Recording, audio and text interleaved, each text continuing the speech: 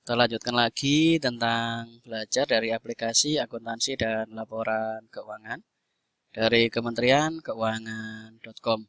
Kemudian untuk pembelian ada di 0812 345 37788 untuk nomor Telkomsel atau WhatsApp-nya ada di sini. Kemudian 0856 45678 031 atau 0819 3848 3780 untuk nomor XL.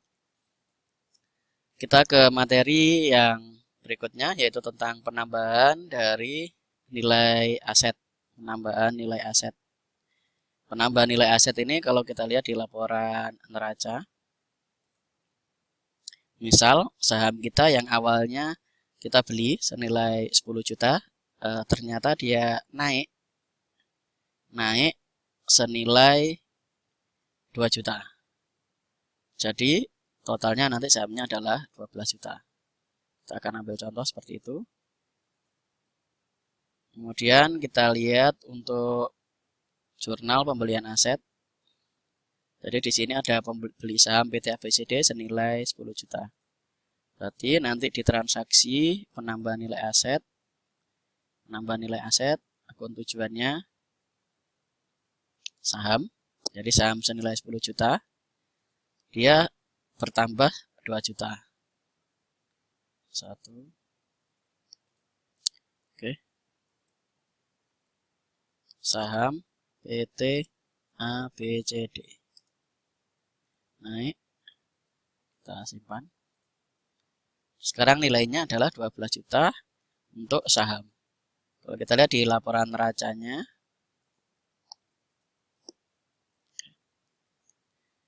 di sahamnya sekarang menjadi 12 juta. Nah, di sini laba ruginya naik lagi senilai 2 juta. Kenapa? Karena penambahan nilai aset itu akan masuk ke dalam kolom dari pendapatan. Kolom dari pendapatan, ada pendapatan senilai 2 juta. Ini kalau tadi 7 juta, sekarang 949. Jadi ada kenaikan, pendapatannya 27 juta. Jadi di sini juga akan ada perubahan. Kalau kita lihat di laporan pendapatan,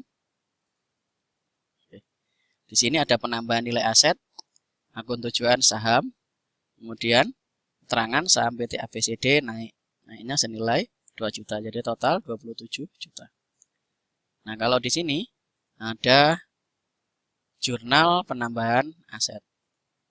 Ini ada penambahan aset, keterangan saham PT ABCD, kreditnya 2 juta, akun tujuannya adalah saham. Itu. Kalau kita lihat lagi di laporan buku besar, kita cari saham. Di sini ada kredit senilai 10 juta dan ada kredit 2 juta. Jadi kenaikan pertama beli kemudian naik senilai 2 juta. Jadi total saldo akhirnya adalah 12 juta. Yang perlu dipahami dari laporan neraca ini, ada yang kurang dimengerti terutama untuk yang awam tentang akuntansi. Nah, di sini pendapatan 27 juta, biaya 17.506, laba rugi 9493. Itu tidak selalu berupa uang. Nah, uang-uangnya itu ada di BCA ini dalam bentuk uang 7993, Mandiri ada uang 10 juta, BRI 5 juta, kita ada utang karyawan 1 juta, kas kecil 3.500.000 dalam bentuk motor 13 juta, saham 12 juta. Nah, ini kalau yang dalam bentuk uang tentu ada di bank ini, kemudian ada dalam bentuk kas kecil.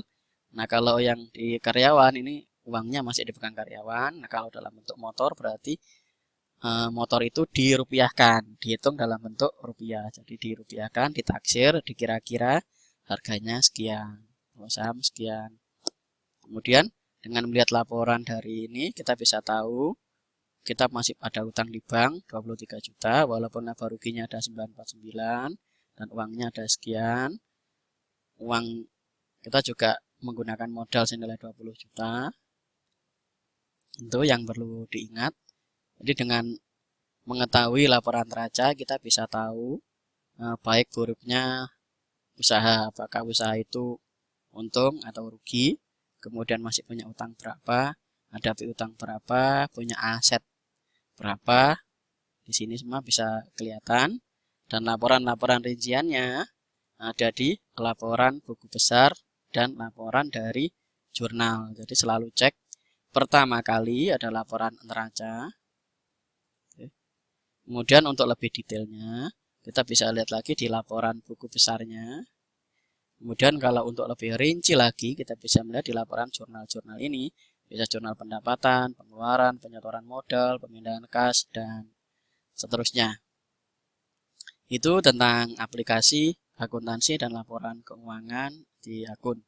Untuk pembelian, hubungi 0812 345 37788 atau 0856 45678 031 atau 0819 3848 3780.